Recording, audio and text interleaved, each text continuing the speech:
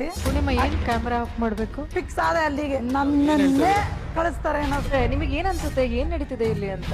Height smart beauties ಇವ್ರೆಲ್ಲರನ್ನ ಬಿಟ್ಟು ಆ 4 ಜನದಲ್ಲಿ ನಿಮಗೆ 4 ಸ್ಟಾರ್ ಕೊಟ್ಟಾಗ ಅವಾಗ ನಿಮಗೆ ಕ್ವಶನ್ ಬರ್ಲಿಲ್ವಾ? ನನಗೆ ಹಿಂಗ್ ಮಾಡ್ಕೊಂಡು ನಾನು ನಾವು ರಿಯಾಲಿಟಿ ಹೇಳ್ತೀವಿ. ನೀವು ಮಾಡ್ತಿರೋ ಸ್ಟೇಟ್ಮೆಂಟ್ ಎಷ್ಟು ಕೆಟ್ಟದಾಗ ಕೇಳಿಸ್ತದೆ ಗೊತ್ತಾ? ನಡೀತದಕ್ಕೆ ಬೆಲೆ ಕೊಡಲ್ಲ. ಈ ಶೋ ಮೇಲೆ ನಂಬಿಕೆನೇ ಇಲ್ಲ ಅಂದ್ರೆ ಪ್ಲೀಸ್.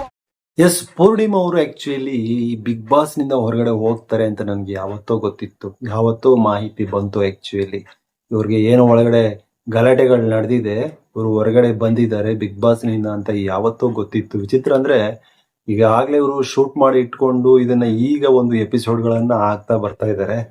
ನೋಡಿ, ಇವಾಗ ನೀವು ನೋಡಿರ್ಬೋದು, ಅದರಲ್ಲಿ ಆಕೆ ಕರೆಕ್ಟಾಗಿ ಹೇಳ್ತಾಳೆ ಪೂರ್ಣಿಮಾ ಅವರು, ನನ್ನನ್ನ ನೀವು ಟಾರ್ಗೆಟ್ ಮಾಡ್ತಾ ಇದ್ದೀರಾ, ನನ್ನನ್ನ ಒಂದು ನಾಮಿನೇಷನ್ ಮಾಡಿ ಹೊರಗಡೆ ಕಳ್ಸೋಕೆ ಏನ್ ಬೇಕೋ ಅದೆಲ್ಲವೂ ಕೂಡ ನಡೀತಾ ಇದೆ ಅಂತ. ಆಕ್ಚುಲಿ ನೋಡಿ, ಅವ್ರ ಗಡಸು ಧ್ವನಿ ನೋಡಿ, ಯಾವ ಮಟ್ಟಿಗೆ ಒಂದು ಗಡಸು ಧ್ವನಿಲಿ ಅವರು ಯಾವ ರೀತಿ ಕರೆಕ್ಟಾಗಿ ಹೇಳ್ತಾರೆ. ಆದ್ರೆ ವಿನಯ್ ಗೌಡ ಅವರು, ನಿಮ್ಮ ಸೌಂಡು ಬೇರೆ ರೀತಿ ಕೇಳ್ತಾ ಇದೆ, ನಿಮ್ಗೆ ಇಷ್ಟ ಇಲ್ಲ ಅಂದ್ರೆ ಹೋಗ್ಬೋದು.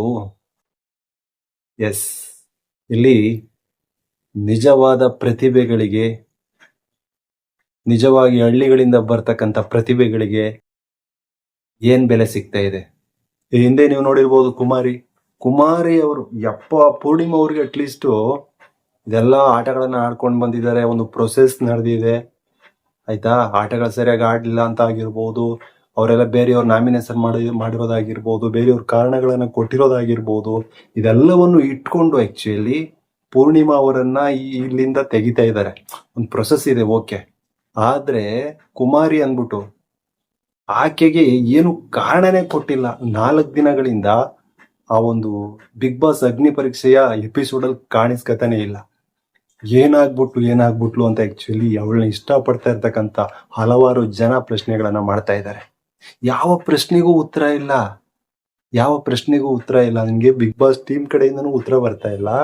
ಈಕೆಗೆ ಏನ್ ಹೇಳಿದ್ದಾರೆ ಏನಪ್ಪಾಪ, ಅಮಾಯಕಿ ತರ ಆಕೆಗೆ ಏನು ಹೇಳಿರ್ಬೋದು, ನಿನಗೆ ಆಕ್ಚುಲಿ ಜಿಯೋ ಹಾಟ್ ಸ್ಟಾರ್ ಅಲ್ಲಿ ವೋಟ್ ಮಾಡಿ ಅಂತ ಆಪ್ಷನ್ ಕೊಡ್ತೀವಿ, ಅಲ್ಲೇನಾದ್ರೂ ನಿನ್ಗೆ ಜಾಸ್ತಿ ಜನ ವೋಟ್ ಮಾಡ್ಬಿಟ್ರೆ ನಿನ್ನ ಡೈರೆಕ್ಟ್ ಆಗಿ ಕರ್ಕೊಬಿಡ್ತೀವಿ ಬಿಗ್ ಬಾಸ್ ಮನೆಗೆ ಅಂತ ಏನಾದ್ರು ಕಿವಿಗೆ ತುಂಬಿದ್ರು ಏನೋ ಗೊತ್ತಿಲ್ಲ. ಅಮಾಯಕ ಹುಡುಗಿ ಕುಮಾರಿ ಬಂದ್ಬಿಟ್ಟು ನಿನ್ನೆ ಕೇಳ್ಕೊತಾಳೆ ಏನಂತ, ನನ್ಗೆ ಕಾರಣಾಂತರಗಳಿಂದ ವಿಡಿಯೋಗಳು ಹಾಕೋಕ್ಕಾಗ್ಲಿಲ್ಲ, ದಯವಿಟ್ಟು ನೀವು ನನಗೆ ವೋಟ್ ಮಾಡಿ ಜಿಯೋ ಹಾಟ್ ಸ್ಟಾರ್ಗೆ ಹೋಗ್ಬಿಟ್ಟು ನನ್ನನ್ನ ಆಕ್ಚುಲಿ ಬಿಗ್ ಬಾಸ್ ಮನೆಗೆ ಹೋಗೋಕೆ ಅವಕಾಶ ಮಾಡ್ಕೊಡಿ ಅಂದ್ಬಿಟ್ಟು ನೆನ್ನೆ ಕೇಳ್ಕೊತಾಳೆ. ಇವತ್ತು ಆಕ್ಚುಲಿ ಜಿಯೋ ಹಾಟ್ ಸ್ಟಾರ್ ಅಲ್ಲಿ ಅವಳ ಇದೇ ಇಲ್ಲ, ಅವಳ ಹೆಸರು ಕೂಡ ಇಲ್ಲ, ಫೋಟೋನು ಕೂಡ ಇಲ್ಲ, ವೋಟ್ ಮಾಡಕ್ಕೆ ಆಪ್ಷನ್ನೇ ಇಲ್ಲ ಕುಮಾರಿಗೆ. ನೋಡಿ ಯಪ್ಪ, ಯಾವ ರೀತಿ ನಂಬಿಸ್ತಾರೆ ಆಕ್ಚುಲಿ ಕುಮಾರಿ ಅಂತ ಮುಗ್ಧ ಹುಡುಗಿರ್ನ. ಆ ನಂತರ ಇಲ್ವೇ ಇಲ್ಲ, ಅಟ್ಲೀಸ್ಟ್ ಕಾರಣ ಕೊಡ್ಬೇಕಲ್ಲಪ್ಪ ಸ್ವಾಮಿ, ಏನಾಯ್ತು ಆಕೆಗೆ, ಏನಾಯ್ತು, ಯಾಕೆ ತೆಗೆದಾಕಿದ್ರಿ, ಏನ್ ತಪ್ಪು ಮಾಡಿದಾಳು, ಏನ್ ಫಾಲ್ಟ್ ಆಗಿದೆ, ಅದನ್ನಾದ್ರೂ ತೋರಿಸ್ಬೇಕಲ್ವಾ ನೀವು. ಅದ್ರ ಬಗ್ಗೆ ಏನು ಅಟ್ಲೀಸ್ಟ್ ಜಡ್ಜಸ್ಗಳು, ಆಂಕರ್ಗಳು ಒಂದು ಮಾತಾಡಲ್ಲ. ಈ ರೀತಿ ಮಾಡಿದ್ರೆ ಆಕ್ಚುಲಿ ಹೇಗೆ ಬಿಗ್ ಬಾಸ್ ಪ್ರಾಮಾಣಿಕವಾಗಿದೆ, ಬಡವರ ಮಕ್ಕಳಿಗೆ ಅಥವಾ ನಿಜವಾಗ್ಲೂ ವೋಟ್ ಮಾಡಿದವರೇ ಅಲ್ಲಿ ಗೆಲ್ತಾರೆ ಅಂತ ಯಾವ ರೀತಿ ಹೇಳ್ತೀರಾ ಅಲ್ವಾ? ಈ ರೀತಿ ಚಿಕ್ಕ ತಪ್ಪುಗಳಿಂದ ಮುಂದಿನ ದಿನ ಬಿಗ್ ಬಾಸ್ಗೆ ದೊಡ್ಡ ಹೊಡೆತ ಆಗುತ್ತೆ, ದೊಡ್ಡ ಸೋಲಿಗೆ ಕಾರಣ ಆಗುತ್ತೆ. ಇದನ್ನ ಆಕ್ಚುಲಿ ಈ ಒಂದು ಕಲರ್ಸ್ ಕನ್ನಡದವರು ಗಮನದಲ್ಲಿ ಇಟ್ಟುಕೊಂಡು ಆಯ್ತಾ, ಆ ಹುಡುಗಿಯನ್ನ ಯಾಕೆ ತೆಗೆದಾಕಿದ್ವಿ ಅಂತ ಹೇಳ್ಬೇಕು. ಆಮೇಲೆ ಇನ್ನೊಂದು, ಇವಾಗ ನೋಡಿ, ಈಗ ಪೂರ್ಣಿಮಾ ಅವರು ನೀವು ನೋಡಿರ್ಬೋದು, ಆಕ್ಚುಲಿ ಆಲ್ಮೋಸ್ಟ್ ಸ್ಟ್ರಾಂಗ್ ಕಂಟೆಸ್ಟೆಂಟ್ ಅವರು. ಎಲ್ಲೂ ಕೂಡ ನಾನು ಸೋಲ್ತೀನಿ, ನಾನು ಬಿಟ್ಕೊಡ್ತೀನಿ ಅನ್ನೋ ಮಾತುಗಳೇ ಇಲ್ಲ ನನ್ನ ಹತ್ರ ಆಯ್ತಾ. ಫಸ್ಟ್ ದಿನ ಬರ್ತಾಳೆ, ಫಸ್ಟ್ ದಿನ ಬಂದು ಆ ಒಂದು ಟೈರನ್ನೇ ಗಂಡಸರು ಎತ್ತಿ ದವಾಕಕ್ಕೆ ಎದುರ್ತಾರೆ, ಅಂಥದನ್ನ ಆಕೆ ಮಾಡ್ತಾಳೆ, ಎತ್ತಿ ಬಿಸಾಕ್ತಾಳೆ ಫಸ್ಟ್ ದಿನಗಳಲ್ಲಿ. ಆ ನಂತರ ಎಲ್ಲಾ ಟಾಸ್ಕ್ ಗಳಲ್ಲಿ ಕೂಡ ನಾನು ಅಂತ ಹೋಗ್ತಾಳೆ. ಕೆಲವೊಂದು ಸೋತಿರ್ಬೋದು, ಓಕೆ, ಆ ರೀತಿ ಸೋತಿರೋರು ತುಂಬಾ ಜನ ಇದ್ದಾರೆ ಅಲ್ವಾ. ಆದ್ರೆ ನಮ್ಗೆ ಕಣ್ಣಿಗೆ ಕಾಣ್ತಕ್ಕಂಥದ್ದು ಎಷ್ಟೋ ಜನ, ಈಗ ಅಪ್ಪ ಮಕ್ಕಳಿದ್ದಾರೆ, ಅದು ಬಿಟ್ರೆ ಇವನು ಯಾರು ಕಿರಣ್ ಶಾಸ್ತ್ರಿ ಇದ್ದಾನೆ, ಚರಣ್ ಇದ್ದಾನೆ, ಅವರ ಜೊತೆಯಲ್ಲಿ ಈಕೆನೂ ಕೂಡ ಗುರುತಿಸ್ಕೊಂಡಿದ್ದಾಳೆ.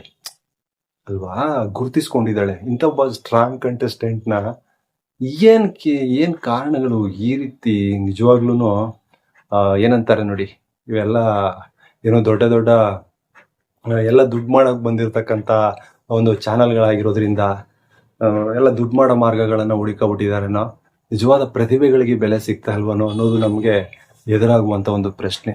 ನಿಜವಾಗ್ಲೂ ನೋಡೋಣ ಮುಂದಿನ ದಿನಗಳಲ್ಲಿ ನಮ್ಮ ಪೂರ್ಣಿಮಾ ಅವರಿಗೆ ಯಾವ ರೀತಿ ನ್ಯಾಯವನ್ನ ಒದಗಿಸ್ತಾರೆ, ಆನಂತರ ಕುಮಾರಿ ಅವರಿಗೆ ಯಾವ ರೀತಿ ನ್ಯಾಯವನ್ನ ಒದಗಿಸ್ತಾರೆ, ಎಲ್ಲವನ್ನು ಕಾಯ್ದು ನೋಡೋಣ, ಆಯ್ತಲ್ವಾ? ಯಾಕೆಂತಂದ್ರೆ ನಾವು ಕರ್ನಾಟಕದಲ್ಲಿ ಇರತಕ್ಕಂಥದ್ದು ಇವಾಗಲೂ ಕೂಡ ಒಂದು ನ್ಯಾಯಾಂಗ ವ್ಯವಸ್ಥೆ ಅಥವಾ ಪ್ರಜಾಪ್ರಭುತ್ವ ವ್ಯವಸ್ಥೆ ಗಟ್ಟಿಯಾಗಿರ್ತಕ್ಕಂಥದ್ದು ಭಾರತದಲ್ಲಿ ಇರತಕ್ಕಂಥ ಕರ್ನಾಟಕದಲ್ಲಿ ಗಟ್ಟಿಯಾಗಿ ಉಳಿದಿದೆ, ಆಯ್ತಾ? ಒಂದು ಪ್ರಜಾಪ್ರಭುತ್ವ ವ್ಯವಸ್ಥೆ.